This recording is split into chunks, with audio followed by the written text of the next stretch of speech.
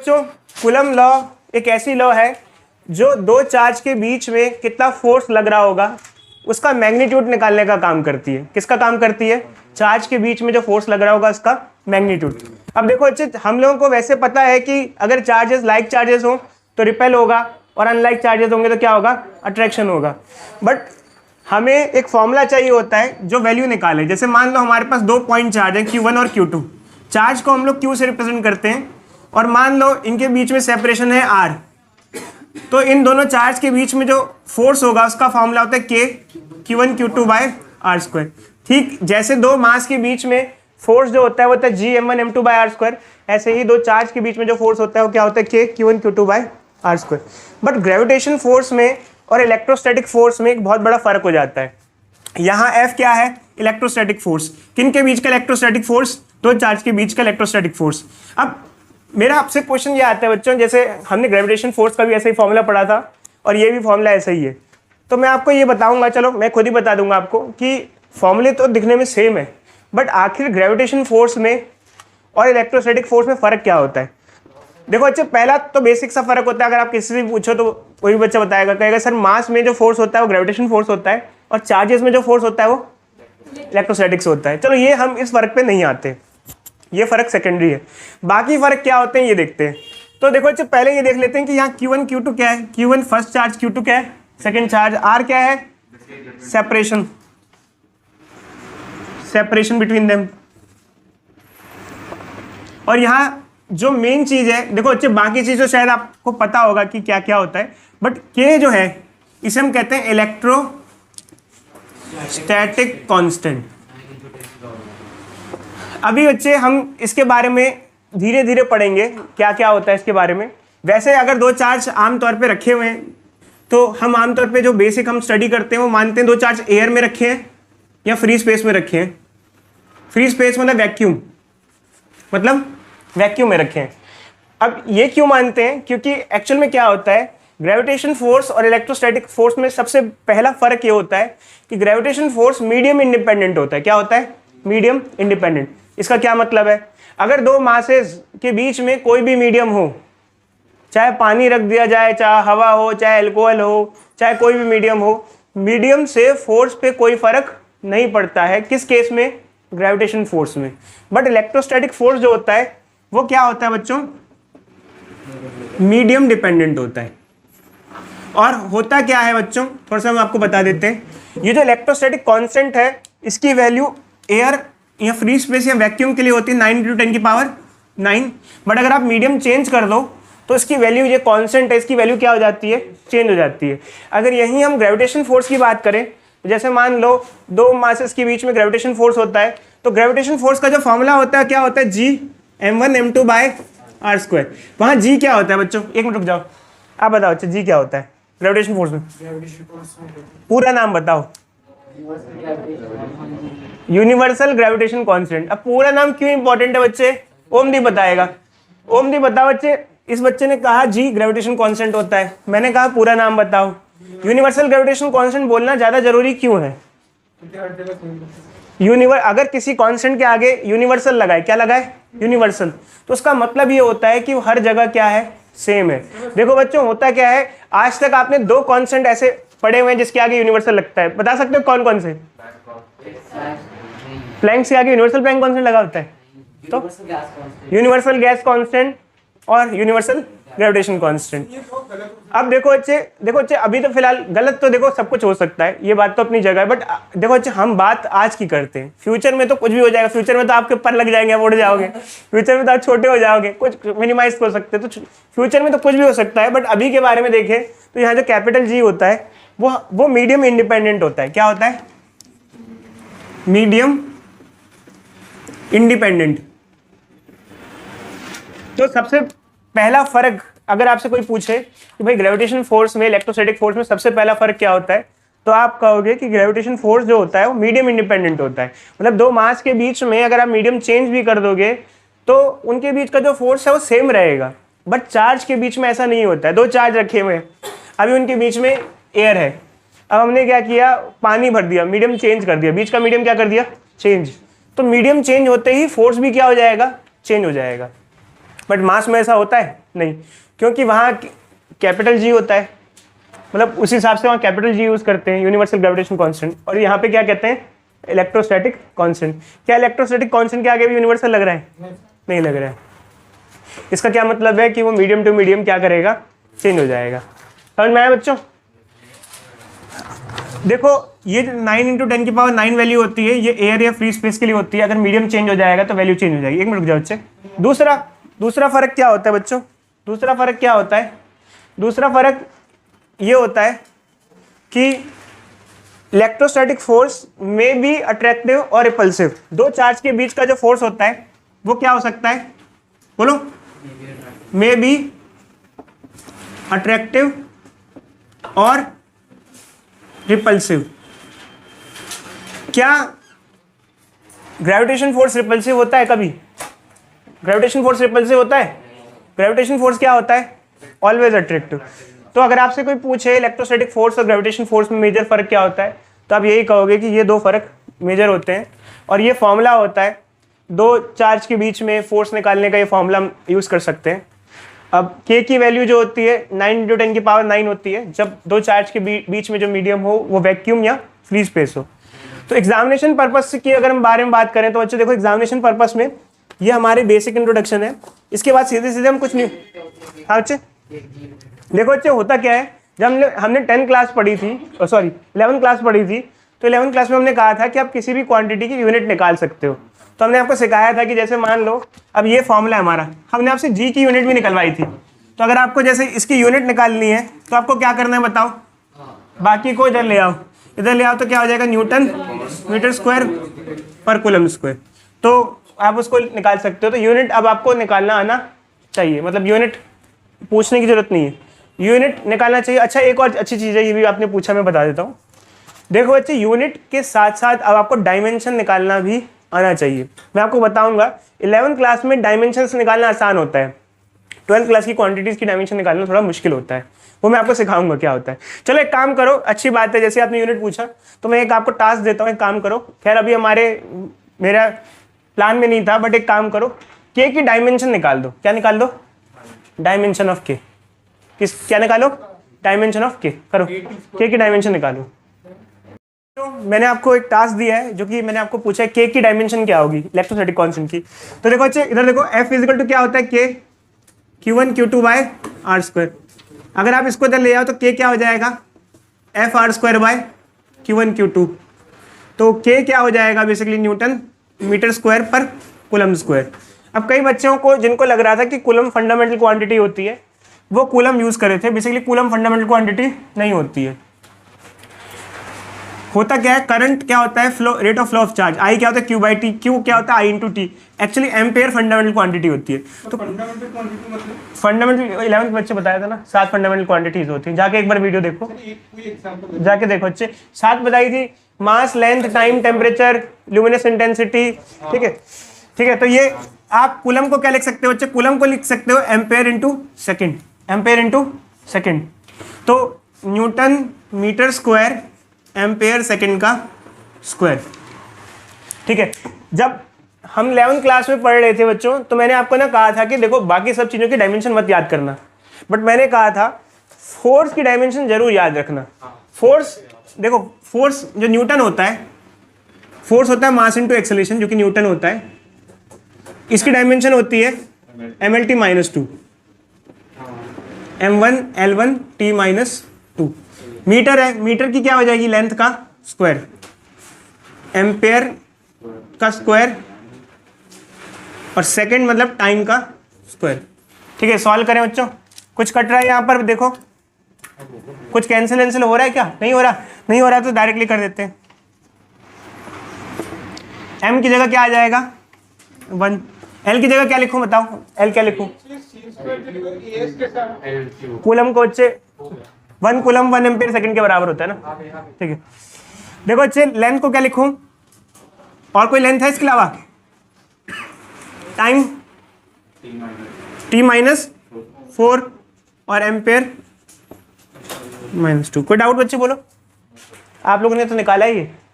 अच्छा देखो बच्चे, वैसे मैं आपको आगे चल के बताऊंगा, ये तो बहुत बेसिक सा था, मुझे याद दिला देना जब मैं आगे की टॉपिक पढ़ा रहूँगा, तो मुझे याद दिलाना कोई भी फिजिकल क्वांटिटी की डायमेंशन कैसे निकालते हैं 12th क्लास में, ये मैं आपको बताऊंगा बाद में। कभी कभार एक्चुअली ये मेरे करिकुलम में नहीं रहता, मैं ध्यान से उतर जाता है, बट इंटरव्यू में पूछा जाता है कि कोई भी रैंडम क्वांटिटी आ गई तो उसकी कैसे निकालते हैं। उसकी एक ट्रिक होती है, डायरेक्टली नहीं निकाल सकते, एक ट्रिक होती है, उसको निकालना सीखना पड़ता है। आगे बढ़े बच्चों।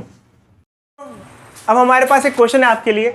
वैसे तो अगर आपको दो चार्ज के बीच में फोर्स निकालना है तो आप K, Q1, Q2 और R की वैल्यू पुट कर दोगे, आंसर आ जाएगा। तो आपको तो पता ही है, ऑब्वियस सी बात है, कोई डायरेक्ट क्वेश्चन तो कभी एग्जामिनेशन में आता नहीं है कि सारी वैल्यू पुट कर दो। तो अब थोड़े से हार्ड क्वेश्चन पे पढ़ते हैं।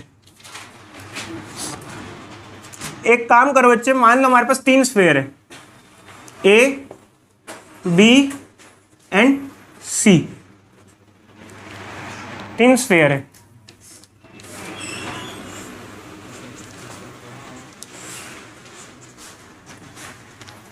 Three identical sphere. एक पे चार्ज है -2Q, एक पे चार्ज है +Q और एक पे चार्ज है 0। ठीक है बच्चों, ऐसा गिवन है। अब ध्यान से सुनना बच्चों, initially force between A and B is F। Initially अगर देखा जाए तो A और B के बीच का जो फोर्स है उसको हम F बुला रहे हैं। क्या बुला रहे हैं? F। क्या बुला रहे हैं? F। अब थोड़ा सा हमने कहा चलो इसको कुछ छेड़ते हैं। छेड़ते हैं मतलब क्या है कि इसको उठाते हैं, और ये जो स्फीयर्स हैं ये मेटेलिक है। कैसे हैं? मेटेलिक। हमने क्या किया, A को उठा के B से टच कराया,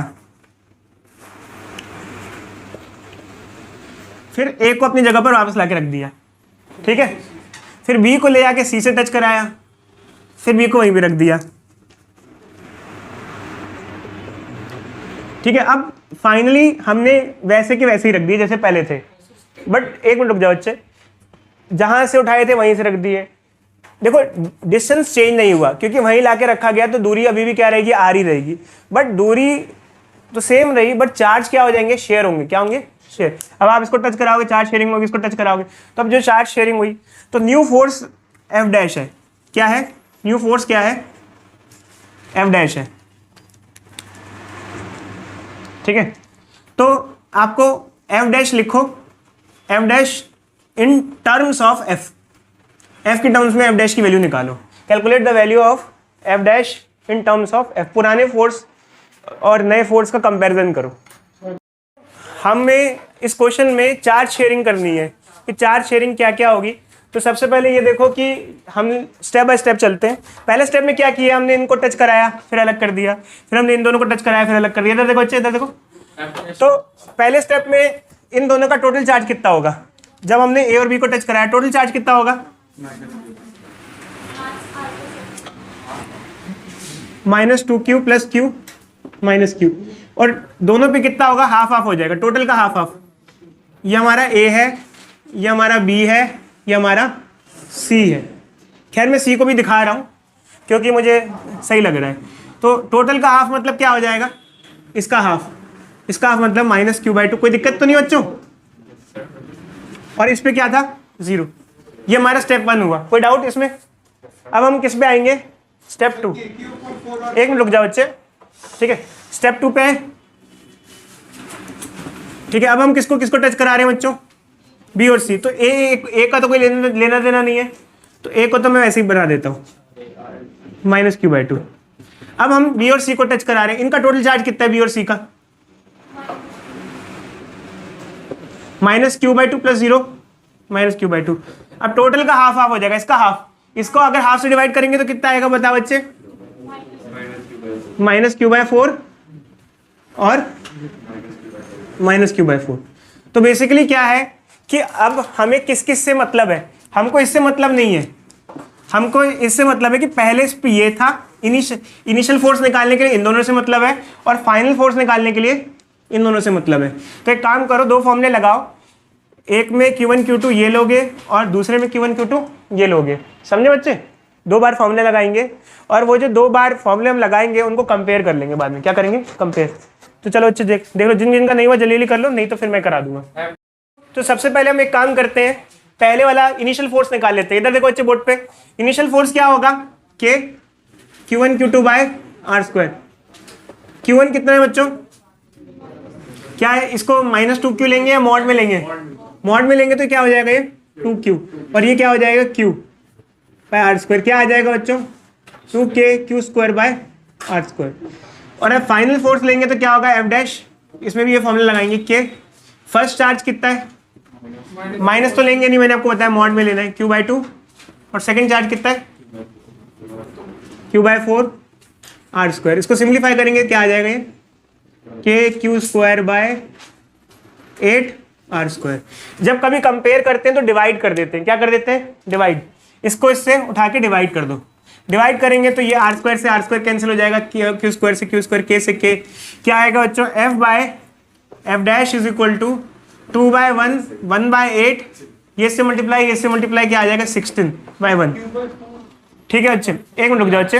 अब F डैश की वैल्यू क्या आ जाएगी, इसको रीअरेंज करो, F डैश क्या आ जाएगा F/16। तो जो नया फोर्स है वो पहले के कंपैरिजन में 1/16 हो गया। नेचर की बात अभी हम नहीं कर रहे, हम सिर्फ मैग्नीट्यूड की बात करें। अट्रैक्टिव और रिपल्सिव अभी फिलहाल हमें कोई लेना देना नहीं है।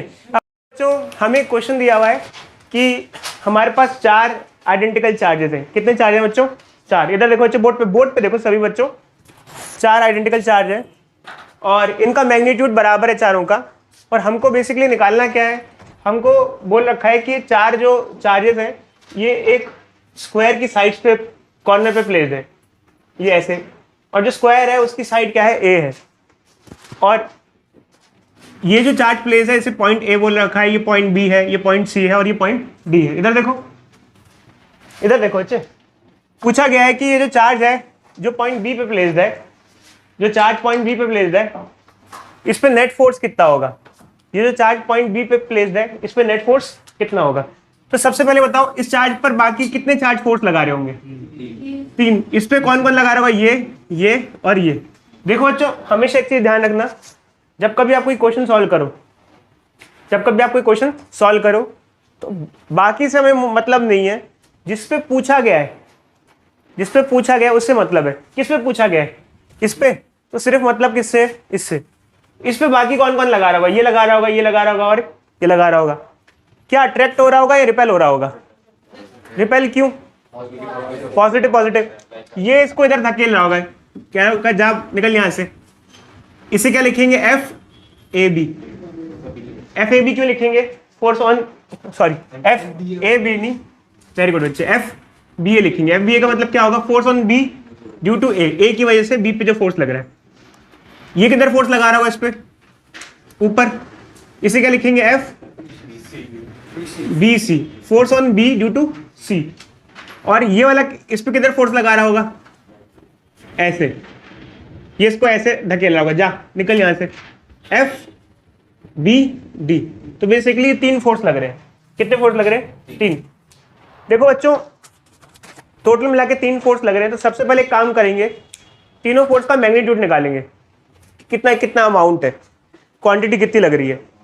तो एक काम करते हैं, FBA की वैल्यू क्या होगी, फोर्स निकालने का फॉर्मूला होता है KQ1 Q2 by R square.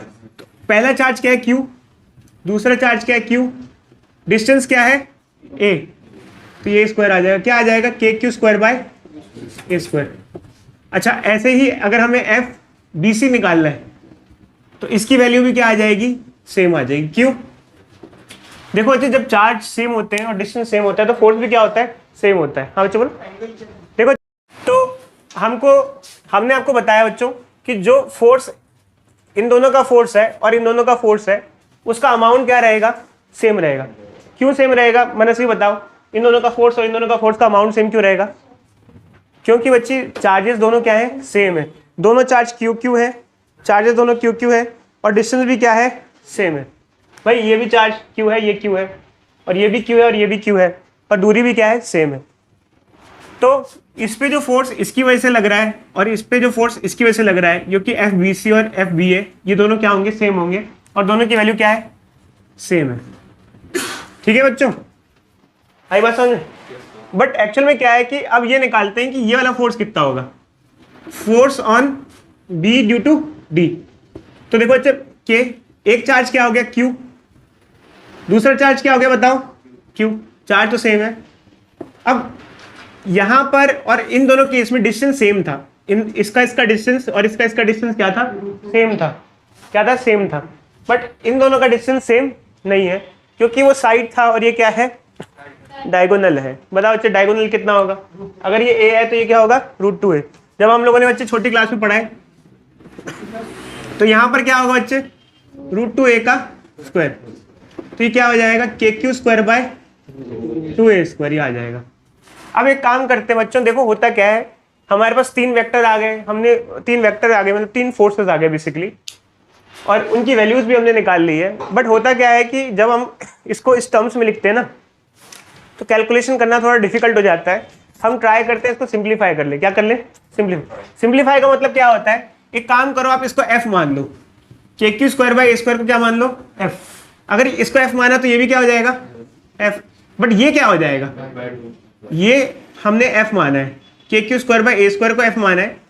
सुन लो बच्चे इधर देखो, हमने इसको f मान लिया, इसको भी f मान लिया, बट ये क्या हो जाएगा, ये देखो यहाँ से ये पूरा हिस्सा f हो गया, नीचे 2 भी है तो ये हो गया f/2। अब क्वेश्चन ये है कि ऐसा माना क्यों गया, माना इसलिए गया कि बड़ी वैल्यूज को कैलकुलेशन में लेके जब साथ में चलते हैं तो बड़ी दिक्कत हो जाती है, इसलिए छोटी वैल्यूज को रखना थोड़ा सा आसान होता है। अब एक बार इसका फ्री बॉडी डायग्राम फिर से बनाते हैं। देखो बच्चे ये पॉइंट है, ये एक फोर्स लग रहा है, FBC की वैल्यू कितनी है, FBC कितना है, F। FBA की वैल्यू कितनी है, F। और FBD की वैल्यू कितनी है, F/2। अच्छा क्वेश्चन मेरा ये बताएगा, अंक बताओ बच्चे, ये वाला जो फोर्स है ये कितने एंगल पे लग रहा होगा, अंक से पूछा जा रहा है, अंक बताओ बच्चे कैसे 45 डिग्री।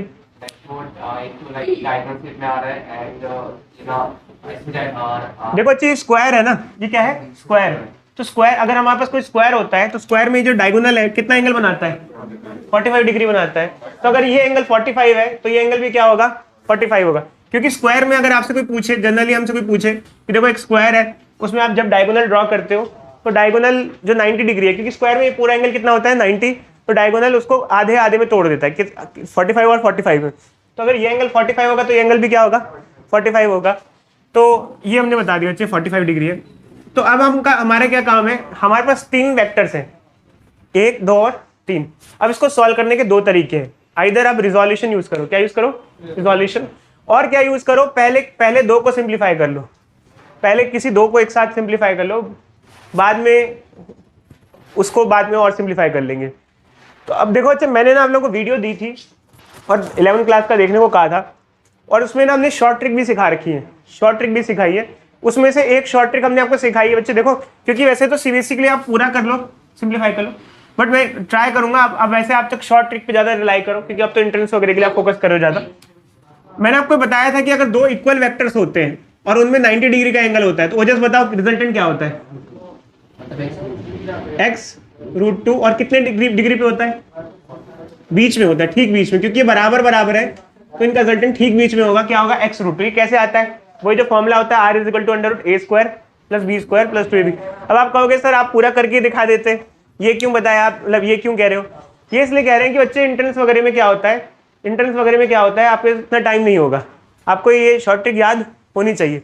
तो इन दोनों का रिजल्टेंट क्या होगा, अगर इन दोनों को हटा दिया जाए तो क्या लिख सकता हूँ मैं, इन दोनों का रिजल्टेंट क्या होगा, f√2, इन दोनों को मिला के ये आ गया। अच्छा एक f/2 और है यहाँ पर इसी डायरेक्शन में, तो टोटल फोर्स क्या हो गया, f/2 + f√2। एक काम करो, f को कॉमन ले लो, 1/2 + √2, f की वैल्यू को पुट कर दो, f की वैल्यू कितनी है, KQ², हाँ बोलो अच्छा, बोलो क्या बोलना चाहते हो। हमारे पास नेट फोर्स ये आ जाएगा बच्चे, r = √a² + b², वो लगा तो दिया हमने। इधर देखो बच्चे, ये बच्चा कह रहे हैं सर r = √a² + b² नहीं लगेगा, हमने शॉर्ट ट्रिक लगा तो दी बच्चे, इन दोनों के बीच में r = √a² + b² + 2ab cos θ क्यों नहीं लगेगा, ये बच्चा बताएगा। ये दोनों वेक्टर है, इनको ऐड करना है, तो जब कभी हमको वेक्टर ऐड करना होता है तो हम क्या फॉर्म, वेरी गुड बच्ची, कौन सी डायरेक्शन है, सेम। देखो बच्चों, अगर किसी एक बॉडी पे 2 फोर्स लग रहे हैं, 10 न्यूटन और 10 न्यूटन, अगर सेम डायरेक्शन में लग रहे हैं, इधर देखो, क्या आप r is equal to under root A square plus B square plus 2ab cos theta use करते हो? r is equal to under root A square plus B square plus 2ab cos theta कब use किया जाता है? जब दो vector quantity में कुछ एंगल हो, क्या हो? एंगल। भाई जब सेम डायरेक्शन में होता है या अपोजिट में होता है तो डायरेक्टली ऐड या डायरेक्टली सब्ट्रैक्ट कर सकते हैं। समझे बच्चे? यहाँ पे इसको डायरेक्टली ऐड कर सकते नहीं कर सकते? रिजल्टेंट का फॉर्मूला कब यूज किया जाता है? जब वेक्टर में क्या हो? एंगल हो। जैसे ये दोनों, क्या ये दोनों सेम डायरेक्शन में थे? नहीं। बट देखो अच्छा, मैंने यहाँ पे शॉर्ट ट्रिक यूज की, मैं सही बता रहा हूँ, आप लोग इसकी हैबिट डाल लो, वीडियो से देखो, सारी शॉर्ट ट्रिक याद करके यूज करो, ठीक है?